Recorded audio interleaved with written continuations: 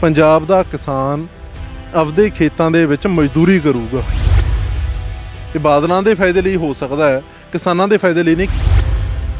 ਸੜਕਾਂ ਦੇ ਕਿਨਾਰਿਆਂ ਤੇ ਰਾਤ ਨੂੰ ਸੌਂਦੇ ਸੀ, ਡੱਡੂ ਮੱਖੀਆਂ ਮੱਛਰ ਰਾਤ ਨੂੰ ਉੱਥੇ ਸੌਣਾ ਸੜਕਾਂ ਦੇ ਕਿਨਾਰਿਆਂ ਤੇ ਸਾਰਾ ਦਿਨ ਧੁੱਪ ਦੇ ਵਿੱਚ ਸਾਈਕਲ ਚਲਾਉਣਾ।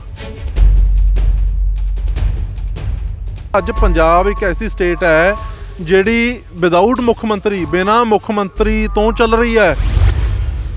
ਇਹ ਸਾਡੇ ਪੰਜਾਬੀਆਂ ਦੇ ਪੈਰ ਦੇ ਕੰਡੇ ਆ ਜਿਹੜੇ ਕਿਸੇ ਕੇਂਦਰ ਦੀ ਪਾਰਟੀ ਨੇ ਨਹੀਂ ਕੱਢਣੇ।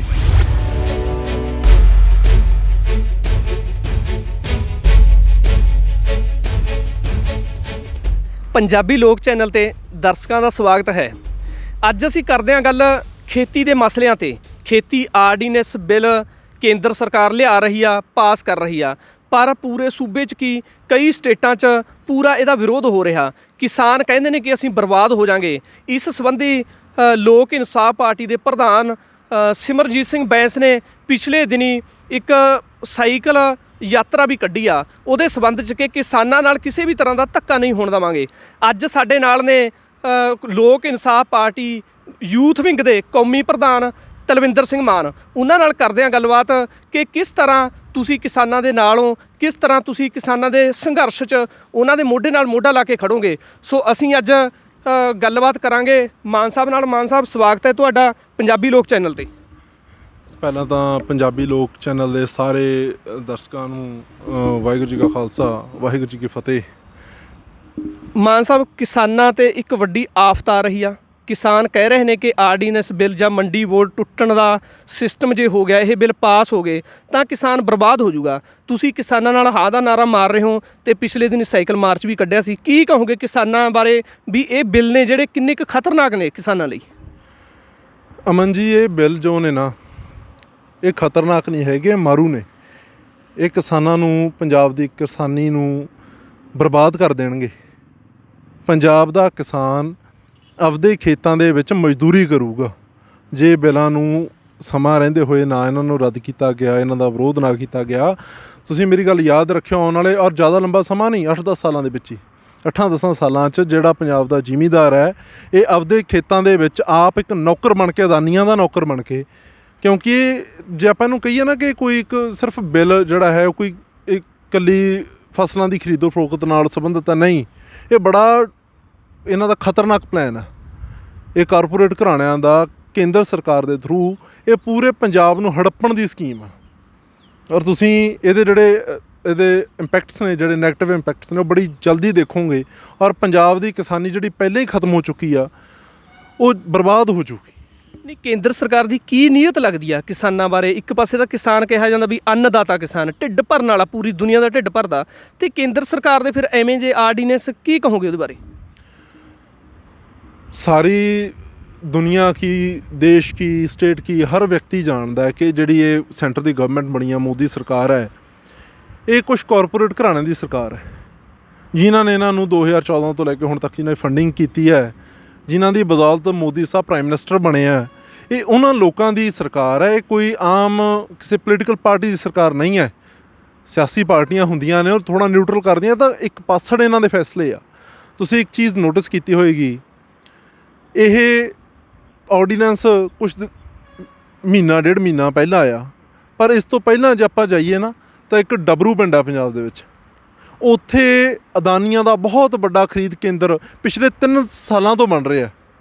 ਮਕੈਨੀਕਲ ਜਿਹੜਾ ਖਰੀਦ ਕੇਂਦਰ ਹੈ 3 ਸਾਲ ਤੋਂ ਬਣਾ ਰਿਹਾ, ਜਿਹਦੇ ਅੰਦਰ ਰੇਲ ਦੀ ਲਾਈਨ ਜਾਂਦੀ ਆ। ਔਰ ਉਹ ਰੇਲ ਦੀ ਲਾਈਨ ਮਤਲਬ 3 ਸਾਲ ਪਹਿਲਾਂ ਪਲਾਨ ਹੋ ਚੁੱਕਿਆ ਸੀ, ਪਲਾਨ 3 ਸਾਲ ਪਹਿਲਾਂ ਸੀ, ਉਹਨੂੰ ਹੁਣ ਲੋਕਾਂ ਸਾਹਮਣੇ ਉਹਨੂੰ ਹੁਣ ਲਿਆਂਦਾ ਜਾ ਰਿਹਾ। ਸੋ ਇਹ ਕੁਛ ਘਰਾਣਿਆਂ ਦੀ ਸਰਕਾਰ ਹੈ। ਇਹਨਾਂ ਦਾ ਬੜਾ, ਇਹਦੇ ਜਿਹੜੇ ਅੰਦਰ ਜਿਹੜੇ ਇਹਨਾਂ ਦੀ ਨੀਅਤ ਹੈ ਨਾ, ਉਹ ਬੜੀ ਖਤਰਨਾਕ ਆ। ਸ਼੍ਰੋਮਣੀ ਅਕਾਲੀ ਦਲ ਕਹਿ ਰਹੀ ਆ, ਪਹਿਲਾਂ ਸ਼੍ਰੋਮਣੀ ਅਕਾਲੀ ਦਲ ਦਾ ਬਿਆਨ ਆਇਆ ਸੀ ਕਿ ਇਹ ਕਿਸਾਨਾਂ ਦੇ ਹਿੱਤ ਵਾਸਤੇ ਆ, ਵੀ ਇਹਨਾਂ ਨਾਲ ਕਿਸਾਨਾਂ ਨੂੰ ਫਾਇਦਾ ਹੋਊਗਾ। ਕੀ ਕਹੋਗੇ ਉਹਦੇ ਬਾਰੇ? ਇਹ ਜਿਹੜਾ ਕਾਨੂੰਨ ਹੈ, ਇਹ ਤਾਂ ਹਰ ਪੰਜਾਬੀ, ਹਰ ਕਿਸਾਨ ਜਾਣਦਾ ਹੈ ਕਿ ਇਹ ਕਿੰਨਾ ਨੁਕਸਾਨਦਾਇਕ ਹੈ। ਪਰ ਹਾਂ, ਇਹ ਚੀਜ਼ਾਂ ਨਾਲ ਸ਼੍ਰੋਮਣੀ ਅਕਾਲੀ ਦਲ ਨੂੰ ਫਾਇਦਾ ਜ਼ਰੂਰ ਹੁੰਦਾ। ਇਹ ਬਾਦਲਾਂ ਦੇ ਫਾਇਦੇ ਲਈ ਹੋ ਸਕਦਾ ਹੈ, ਕਿਸਾਨਾਂ ਦੇ ਫਾਇਦੇ ਲਈ ਨਹੀਂ। ਕਿਉਂਕਿ ਬਾਦਲਾਂ ਦਾ ਫਾਇਦਾ ਹੈਗਾ ਆਪਦੀ ਕੁਰਸੀਆਂ ਤੱਕ ਸੀਮਤ। ਜੇ ਕੁਰਸੀਆਂ ਉਹਨਾਂ ਦੇ ਕੋਲੇ ਨੇ, ਉਹਨਾਂ ਦਾ ਫਾਇਦਾ। ਜੇ ਕੁਰਸੀ ਤੋਂ ਲੋਕ ਸੱਤਾ ਤੋਂ ਬਾਹਰ ਨੇ ਤਾਂ ਉਹਨਾਂ ਦਾ ਨੁਕਸਾਨ ਆ। ਸੋ ਉਹ ਚਾਪਲੂਸੀ ਕਰਕੇ ਮੋਦੀ ਸਰਕਾਰ ਦੀ ਜਿਹੜੀ ਕੇਂਦਰ ਦੀ ਇਹਨਾਂ ਦੀ ਆਪਦੀ ਇੱਕ ਵਜ਼ਾਰਤ ਹੈ ਨਾ ਬੀਬੀ ਹਰਸਿਮਰਤ ਕੌਰ ਬਾਦਲ ਦੀ, ਇਹ ਉਹ ਬਚਾਉਣ ਦੀ ਸਿਰਫ ਯਤਨ ਕਰ ਰਹੇ ਆ। ਅਤੇ ਉਸੇ ਕਰਕੇ ਹੀ ਇਹ ਮੋਦੀ ਸਰਕਾਰ ਦੇ ਹਰੇਕ ਗਲਤ ਫੈਸਲੇ ਨੂੰ ਸਹੀ ਠਹਿਰਾ ਰਿਹਾ। ਇਹ ਤੋਂ ਇਲਾਵਾ ਹੋਰ ਕੋਈ ਮੰਤਵ ਨਹੀਂ ਹੈ। ਨਹੀਂ, ਤੁਹਾਨੂੰ ਕੀ ਲੱਗਦਾ, ਜੇ ਵੈਸੇ ਗੱਲ ਆ ਰਹੀ ਹੈ ਸ਼੍ਰੋਮਣੀ ਅਕਾਲੀ ਦਲ ਦਾ ਬਿਆਨ ਆ ਰਿਹਾ ਕਿ ਅਸੀਂ ਕਿਸਾਨੀ ਨਾਲ ਖੜਾਂਗੇ ਨਾ ਕਿ ਭਾਜਪਾ ਨਾਲ, ਕਿਉਂਕਿ ਕਿਸਾਨਾਂ ਨਾਲ ਸਾਡੀ ਪਾਰਟੀ ਪਹਿਲਾਂ, ਉਹਦੇ ਬਾਰੇ ਤੁਹਾਨੂੰ ਕੀ ਲੱਗਦਾ? ਇਹ ਨਾ ਅਸਲ 'ਚ ਬੀਜੇਪੀ ਨੂੰ ਡਰਾਉਣ ਦੀਆਂ ਕੋਸ਼ਿਸ਼ਾਂ ਕਰ ਰਹੇ ਆ, ਕਿਉਂਕਿ ਬੀਜੇਪੀ ਦੇ ਵੱਡੇ ਲੀਡਰਾਂ ਦੇ ਰੋਜ਼ ਬਿਆਨ ਆ ਰਿਹਾ ਕਿ ਅਸੀਂ 2022 ਦੀ ਜਿਹੜੀ ਜਨਰਲ ਇਲੈਕਸ਼ਨ ਹੈ, ਵਿਧਾਨ ਸਭਾ ਦੀ ਚੋਣ ਹੈ ਪੰਜਾਬ ਦੇ ਵਿੱਚ, ਉਹ ਇਕੱਲੇ ਤੌਰ 'ਤੇ ਬੀਜੇਪੀ ਲੜ ਰਹੀ ਹੈ। ਉਹਦੀ ਤਿਆਰੀਆਂ ਉਹਨਾਂ ਨੇ ਆਰੰਭਤੀਆਂ। ਉਹਨਾਂ ਦੇ ਉੱਤੋਂ ਹੁਕਮ ਆ ਗਏ ਕਿ ਤੁਸੀਂ ਤਿਆਰੀ ਸ਼ੁਰੂ ਕਰੋ 117 ਹਲਕਿਆਂ ਦੇ ਵਿੱਚ। ਔਰ ਬੀਜੇਪੀ ਇਹਨਾਂ ਤੋਂ ਇਸ ਵਾਰ ਜਿਹੜੀਆਂ ਸੀਟਾਂ ਨੇ ਉਹ ਅਕਾਲੀ ਦਲ ਨਾਲੋਂ ਵੀ ਜ਼ਿਆਦਾ ਮੰਗ ਰਹੀ ਹੈ। ਗੱਠਜੋੜ ਦੇ ਵਿੱਚ 50% ਤੋਂ ਵੱਧ ਸੀਟਸ ਬੀਜੇਪੀ ਮੰਗ ਰਹੀ ਹੈ, ਜਦ ਕਿ ਇਹ ਮੇਰੇ ਖਿਆਲ 'ਚ ਬਹੁਤ ਹੀ ਇੱਕ ਛੋਟਾ ਜਿਹਾ ਆਪਾਂ ਕਹਿ ਦਈਏ 20-25% ਸੀਟਾਂ ਇਹ ਭਾਜਪਾ ਨੂੰ ਦਿੰਦੇ ਆਏ ਆ। ਅਤੇ ਐਤਕੀ ਉਹੀ ਬੀਜੇਪੀ ਇਹਨਾਂ ਤੋਂ 50% ਤੋਂ ਵੱਧ ਸੀਟਾਂ ਮੰਗ ਰਹੀ ਆ। ਉਹਨਾਂ ਨੂੰ ਦਬਾਉਣ ਦੀ ਖਾਤਰ, ਡਰਾਉਣ ਦੀ ਖਾਤਰ ਇਹ ਸਾਰਾ ਜਿਹੜਾ ਇਹ ਗੇਮ ਪਲਾਨ ਤਿਆਰ ਕੀਤਾ ਇਹਨਾਂ ਨੇ, ਇੱਕ ਤੀਰ 'ਚ ਦੋ ਨਿਸ਼ਾਨੇ ਕਰਨ ਨੂੰ ਫਿਰਦੇ ਆ ਵੀ ਜੇ ਬੀਜੇਪੀ ਨਾਲੋਂ ਸਾਡਾ ਅਲਾਇੰਸ ਟੁੱਟ ਜਾਂਦਾ ਪੰਜਾਬ ਦੇ ਵਿੱਚ ਤਾਂ ਉਹਦਾ ਇਹਨਾਂ ਨੂੰ ਫਾਇਦਾ ਹੋਊਗਾ। ਇਹ ਜਿਹੜੇ ਹੁਣੇ ਬਿਆਨ ਦੇ ਰਹੇ ਆ, ਇਹ ਉਹਦਾ ਫਾਇਦਾ ਉਦੋਂ ਲੈਣ ਦੀ ਕੋਸ਼ਿਸ਼ ਕਰ ਰਹੇ ਆ। ਜੇ ਨਹੀਂ ਟੁੱਟਦਾ ਤਾਂ ਫਿਰ ਇਹ ਅੱਗੇ ਵੀ ਬਾਦਲ ਸਾਹਿਬ ਹੋ ਗਏ, ਚਾਹੇ ਸੁਖਬੀਰ ਹੋਰੀ ਹੋ ਗਏ, ਮਜੀਠੀ ਹੋਰੀ, ਅਕਾਲੀ ਦਲ, ਇਹ ਆਪਦੇ ਬਿਆਨਾਂ ਤੋਂ ਪਲਟਦੇ ਆਏ ਆ, ਅੱਗੇ ਵੀ ਪਲਟ ਜਾਣਗੇ। ਆਮ ਆਦਮੀ ਪਾਰਟੀ ਨੇ ਕਿਸਾਨਾਂ ਦੇ ਧਰਨੇ 'ਚ ਹਮਾਇਤ ਕੀਤੀ, ਧਰਨੇ 'ਚ ਗਏ, ਕੀ ਲੱਗਦਾ ਤੁਹਾਨੂੰ ਰਾਜਸੀ ਲਾਹਾ ਖੱਟਣ ਦੀ ਇਹ ਕੋਈ ਪਲੈਨਿੰਗ ਆ ਜਾਂ ਕੀ ਕਹੋਗੇ ਇਹਦੇ ਬਾਰੇ? ਅਮਨ ਜੀ, ਇਹ ਜਿਹੜਾ ਕਿਸੇ ਦੇ ਧਰਨੇ 'ਚ ਜਾ ਕੇ ਤੁਸੀਂ ਉੱਥੇ ਮੀਡੀਆ ਸਾਹਮਣੇ ਆਪਦੀਆਂ ਫੋਟੋਆਂ ਲਗਾ ਲੈਣੀਆਂ ਨਾ, ਇਹਨਾਂ ਦੀ ਪੁਰਾਣੀ ਰਾਜਨੀਤੀ ਆ। ਜਿਨ੍ਹਾਂ ਨੇ ਸੰਘਰਸ਼ ਕਰਨਾ ਹੁੰਦਾ, ਲੋਕ ਇਨਸਾਫ ਪਾਰਟੀ ਨੇ ਸੰਘਰਸ਼ ਕੀਤਾ ਇਸ ਮੁੱਦੇ ਦੇ ਉੱਪਰ। ਪੰਜਾਬ ਦੇ ਵਿੱਚ ਜੇ ਸਭ ਤੋਂ ਪਹਿਲੀ ਕਿਸੇ ਨੇ ਆਵਾਜ਼ ਉਠਾਈ ਤਾਂ ਉਹ ਸਰਦਾਰ ਸਿਮਰਜੀਤ ਸਿੰਘ ਬੈਂਸ ਦੀ ਅਗਵਾਈ ਦੇ ਵਿੱਚ ਲੋਕ ਇਨਸਾਫ ਪਾਰਟੀ ਨੇ ਉਠਾਈ ਆ, ਜਿਹਦੇ ਤਹਿਤ 5 ਦਿਨਾਂ ਦਾ ਇਹ ਰੋਸ ਯਾਤਰਾ ਜਿਹੜੀ ਕੱਢੀ ਗਈ ਸਾਈਕਲਾਂ ਦੇ ਉੱਪਰ 22 ਜੂਨ ਤੋਂ ਲੈ ਕੇ 26 ਜੂਨ ਤੱਕ, ਅੰਮ੍ਰਿਤਸਰ ਤੋਂ ਲੈ ਕੇ ਚੰਡੀਗੜ੍ਹ ਤੱਕ ਸਾਈਕਲਾਂ ਦੇ ਉੱਪਰ ਵਰਦੀ ਗਰਮੀ ਦੇ ਵਿੱਚ ਕਿੰਨੀ ਬੁਰੀ ਹਾਲਤ ਸੀਗੀ। ਔਰ ਸੜਕਾਂ ਦੇ ਕਿਨਾਰਿਆਂ 'ਤੇ ਰਾਤ ਨੂੰ ਸੌਂਦੇ ਸੀ, ਡੱਡੂ, ਮੱਖੀਆਂ, ਮੱਛਰ, ਰਾਤ ਨੂੰ ਉੱਥੇ ਸੌਣਾ ਸੜਕਾਂ ਦੇ ਕਿਨਾਰਿਆਂ 'ਤੇ ਸਾਰਾ ਦਿਨ ਧੁੱਪ ਦੇ ਵਿੱਚ ਸਾਈਕਲ ਚਲਾਉਣਾ। ਅਤੇ ਐਡਾ ਜਿਹੜਾ ਕਠਿਨ ਸੰਘਰਸ਼ ਸੀ, ਇਹਦਾ ਕਾਰਨ ਇਹ ਨਹੀਂ ਅਸੀਂ ਕੋਈ ਆਸਾਨ ਨਹੀਂ ਕਰ ਰਹੇ। ਅਸੀਂ ਪੰਜਾਬ ਦੇ ਬਸ਼ਿੰਦੇ ਹਾਂ, ਅਸੀਂ ਪੰਜਾਬ ਦੇ ਪੁੱਤ ਹਾਂ, ਸਾਡਾ ਫਰਜ਼ ਬਣਦਾ ਅਸੀਂ ਪੰਜਾਬੀਆਂ ਲਈ ਹਾਂ ਦਾ ਨਾਅਰਾ ਮਾਰੀਏ। ਜੇ ਅਸੀਂ ਨਹੀਂ ਮਾਰਾਂਗੇ ਹੋਰ ਕੌਣ ਮਾਰੂ? ਪਰ ਜਿਹੜਾ ਇੰਨੇ ਦਿਨ ਦਾ 5 ਦਿਨ ਦਾ ਇਹ ਬਣਾਇਆ ਸੀ ਔਰ ਐਡਾ ਕਠਿਨਾਈ ਵਾਲਾ ਇਹ ਰੋਸ ਮਾਰਚ ਬੈਂਸ ਸਾਹਿਬ ਦੀ ਅਗਵਾਈ ਦੇ ਵਿੱਚ ਨਿਕਲਿਆ, ਉਹਦਾ ਕਾਰਨ ਸੀ ਜਿਹੜੇ ਧਰਨੇ ਪ੍ਰਦਰਸ਼ਨ ਹੁੰਦੇ ਆ ਨਾ, ਇਹ ਸਿੰਬੋਲਿਕ ਹੁੰਦੇ ਆ। ਅਸੀਂ ਲੋਕਾਂ ਦੇ ਸਾਹਮਣੇ ਇੱਕ ਪੇਸ਼ ਕੀਤਾ ਵੀ ਜੇ ਅਸੀਂ ਇੰਨਾ ਦੁੱਖ ਕੱਟ ਕੇ ਐਡਾ ਵੱਡਾ ਮਾਰਚ ਕਰ ਰਹੇ ਹਾਂ ਤਾਂ ਕਿ ਲੋਕ ਜਾਗਰੂਕ ਹੋ ਸਕਣ, ਲੋਕਾਂ ਦਾ ਧਿਆਨ ਹੋਵੇ ਵੀ ਯਾਰ ਇੱਕ ਪਾਰਟੀ ਜਿਹੜੇ ਇੰਨਾ ਦੁੱਖ ਭੋਗ ਰਹੇ ਆ ਕਿਉਂ।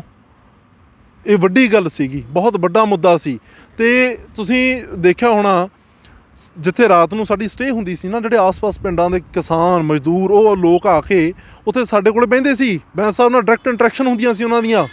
ਉਹਨਾਂ ਨੂੰ ਲਾਮਬੰਦ ਕਰਦੇ ਸੀ ਵੀ ਯਾਰ ਤੁਸੀਂ ਆਪਦੀਆਂ NGOs ਜਾਂ ਆਪਦੀਆਂ ਜਥੇਬੰਦੀਆਂ ਹੋ ਗਈਆਂ, ਕਿਸਾਨ ਯੂਨੀਅਨਸ ਹੋ ਗਈਆਂ, ਉਹਨਾਂ ਨੂੰ ਲੈ ਕੇ ਕੇਂਦਰ ਸਰਕਾਰ ਵੀ ਔਰ ਪੰਜਾਬ ਦੀ ਕੈਪਟਨ ਸਰਕਾਰ ਦੇ ਵਿਰੁੱਧ ਵੀ, ਇਹਨਾਂ ਦੇ ਵਿਰੁੱਧ ਜਿਹੜਾ ਲਾਮਬੰਦ ਹੋਵੋ ਅਤੇ ਇਹ ਮੁੱਦੇ ਨੂੰ ਉਠਾਓ, ਨਹੀਂ ਤੁਹਾਡੇ ਪੱਲੇ ਕੱਖ ਨਹੀਂ ਰਹਿਣਾ।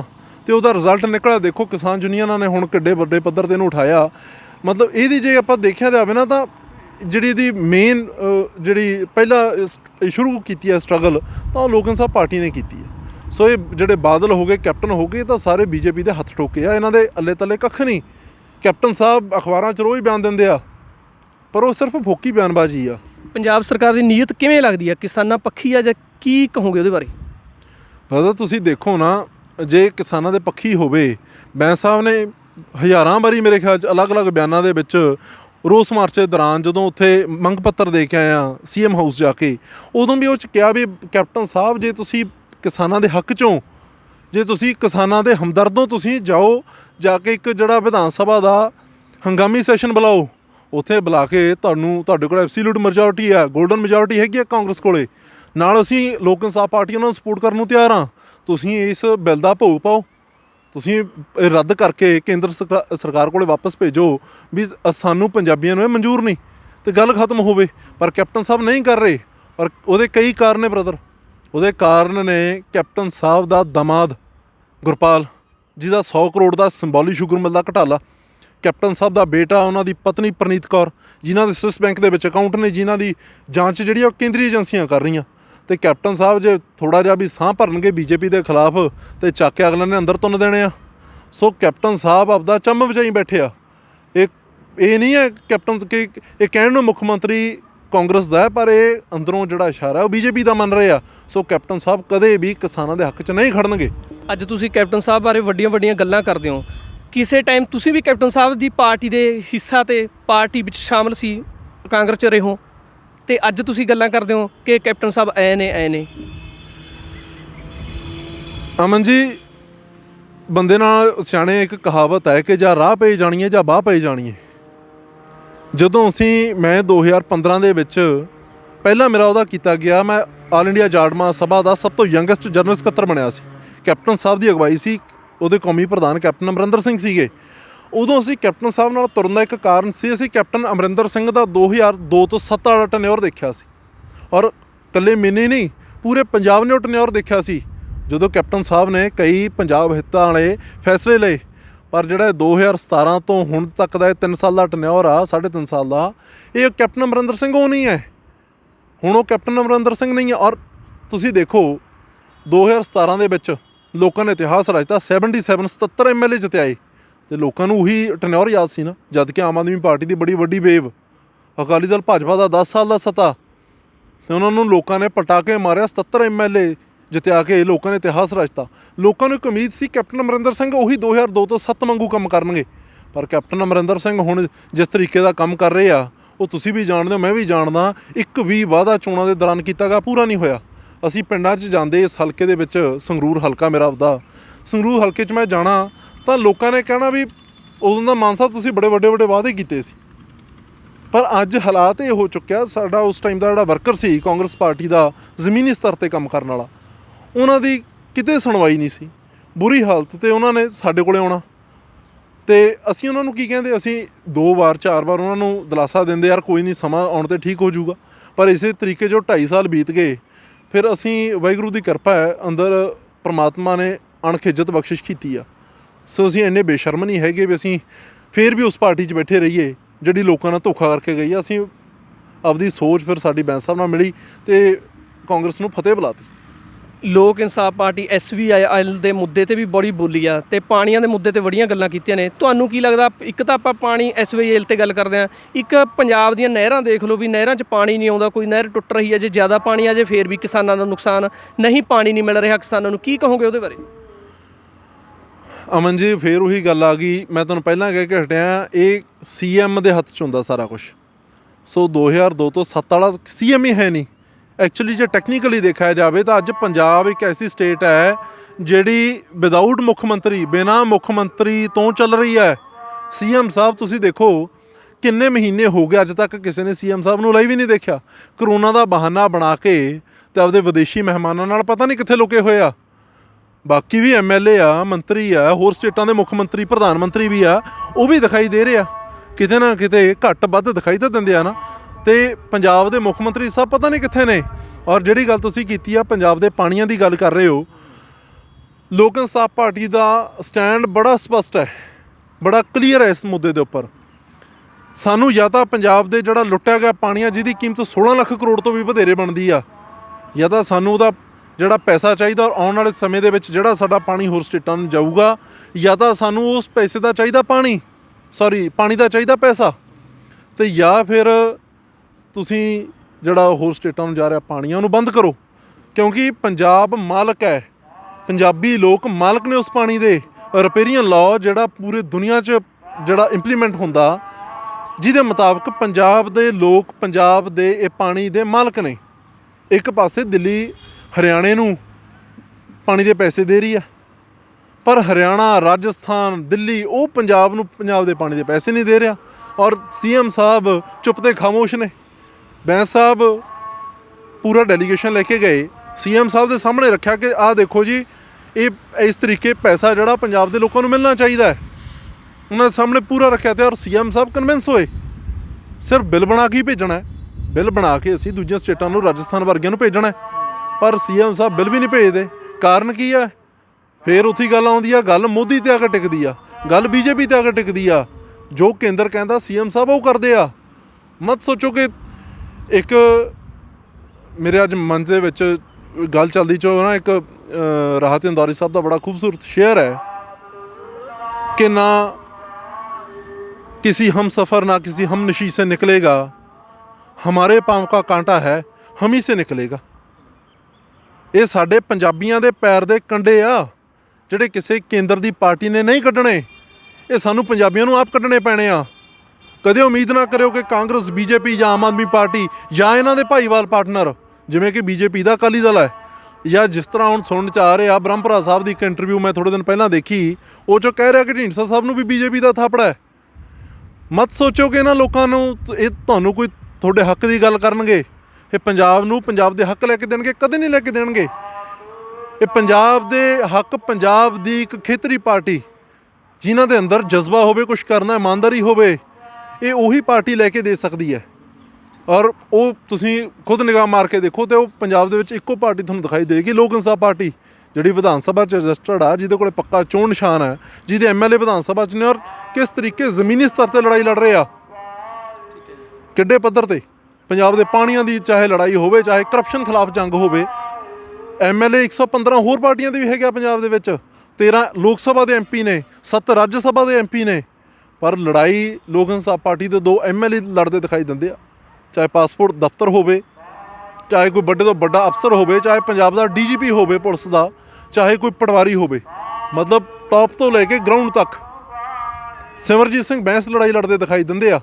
ਔਰ ਬੈਂਸ ਵਰਗਾ ਇਮਾਨਦਾਰ, ਓਨੈਸਟ ਬੰਦਾ ਜਦੋਂ ਤੱਕ ਪੰਜਾਬ ਦਾ ਮੁੱਖ ਮੰਤਰੀ ਨਹੀਂ ਬਣਦਾ, ਲੋਕ ਇਨਸਾਫ ਪਾਰਟੀ ਦੀ ਪੰਜਾਬ 'ਚ ਸਰਕਾਰ ਨਹੀਂ ਬਣਦੀ, ਮੇਰੀ ਗੱਲ ਅੱਜ ਨੋਟ ਕਰ ਲਓ, ਪੰਜਾਬ ਨਿਘਾਰ ਵੱਲ ਹੀ ਜਾਊਗਾ।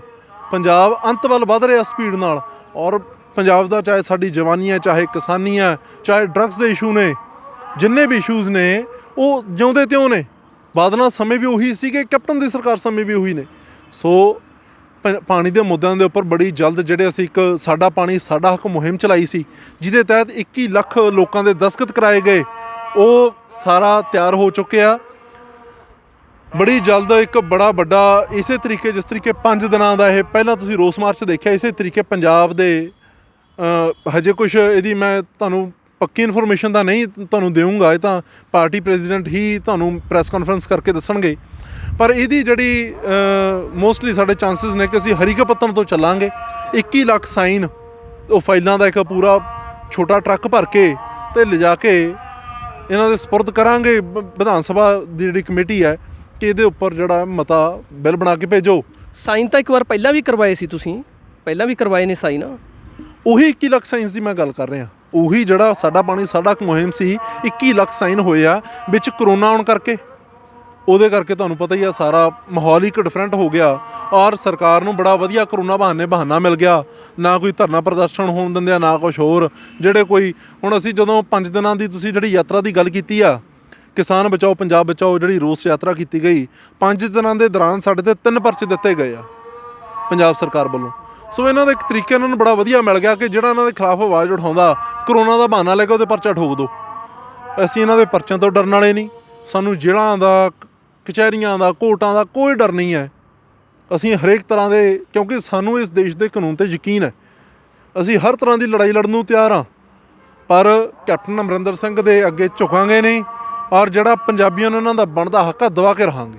ਖੇਤੀ ਆਰਡੀਨੈਂਸ ਬਿੱਲ ਤੇ ਜੇ ਸਰਕਾਰ ਪਿੱਛੇ ਨਹੀਂ ਹਟਦੀ, ਤੁਹਾਡਾ ਕਿਸਾਨਾਂ ਪ੍ਰਤੀ ਕੀ ਸਟੈਂਡ ਰਹੂਗਾ? ਵਾਹਿਗੁਰੂ ਦੀ ਕਿਰਪਾ, ਬੜੀ ਚੰਗੀ ਜਥੇਬੰਦੀ ਪੰਜਾਬ ਦੇ ਵਿੱਚ ਤਿਆਰ ਹੋ ਚੁੱਕੀ ਆ। ਬੈਂਸ ਸਾਹਿਬ ਅਗਵਾਈ ਕਰਦੇ ਆ, ਲੋਕ ਪਿਆਰ ਦਿੰਦੇ ਆ। ਅਸੀਂ ਇੱਕ ਓਪੋਜੀਸ਼ਨ ਅਮਨ ਜੀ ਕੀ ਕਰ ਸਕਦੀ ਆ? ਧਰਨੇ ਪ੍ਰਦਰਸ਼ਨ, ਵਿਰੋਧ ਪ੍ਰਦਰਸ਼ਨ ਕਰ ਸਕਦੀ ਆ, ਪਰ ਔਰ ਡਟ ਕੇ ਕਰ ਸਕਦੀ ਹੈ। ਓਪੋਜੀਸ਼ਨ ਦੇ ਪੱਲੇ ਇਹੀ ਚੀਜ਼ ਹੈ। ਮੈਂ ਤੁਹਾਡੇ ਵਿਊਅਰਸ ਦੇ, ਪੰਜਾਬ ਦੇ ਆਵਾਮ ਦੇ ਨਾਲ ਵਾਅਦਾ ਕਰਦਾ, ਆਖਰੀ ਸਾਹ ਤੱਕ ਪੰਜਾਬੀਆਂ ਦੇ ਹੱਕਾਂ ਦੀ ਲੜਾਈ ਲੜਾਂਗੇ, ਚਾਹੇ ਉਹ ਸੜਕਾਂ 'ਤੇ ਹੋਵੇ, ਚਾਹੇ ਉਹ ਵਿਧਾਨ ਸਭਾ 'ਚ ਹੋਵੇ, ਚਾਹੇ ਜਿਸ ਮਰਜ਼ੀ ਸਾਨੂੰ ਜੋ ਵੀ ਕੀਮਤ ਅਦਾ ਕਰਨੀ ਪਈ ਅਸੀਂ ਕਰਨ ਨੂੰ ਤਿਆਰ ਹਾਂ, ਪਰ ਪੰਜਾਬੀਆਂ ਦੇ ਨਾਲ ਇਹ ਡਾਕਾ ਪੰਜਾਬ ਦੇ ਹੱਕਾਂ 'ਤੇ ਨਹੀਂ ਵੱਜਣ ਦਿਆਂਗੇ। ਸੋ ਇਹ ਸਨ ਯੂਥ ਵਿੰਗ ਦੇ ਕੌਮੀ ਪ੍ਰਧਾਨ ਤਲਵਿੰਦਰ ਸਿੰਘ ਮਾਨ, ਜਿਨ੍ਹਾਂ ਨੇ ਕਿਹਾ ਕਿ ਅਸੀਂ ਕਿਸਾਨਾਂ ਦੇ ਹੱਕਾਂ ਲਈ, ਪੰਜਾਬੀਆਂ ਦੇ ਹੱਕਾਂ ਲਈ ਪੂਰਾ ਨਿਧੜਕ ਹੋ ਕੇ ਅੱਗੇ ਆ ਕੇ ਲੜਾਂਗੇ, ਕਿਸੇ ਵੀ ਕਿਸਮ ਨਾਲ ਕਿਸੇ ਨੂੰ ਧੱਕਾ ਨਹੀਂ ਹੋਣ ਦੇਵਾਂਗੇ। ਭਵਾਨੀਗੜ੍ਹ ਤੋਂ ਅਮਨਦੀਪ ਸਿੰਘ ਮਾਝਾ, ਪੰਜਾਬੀ ਲੋਕ ਚੈਨਲ।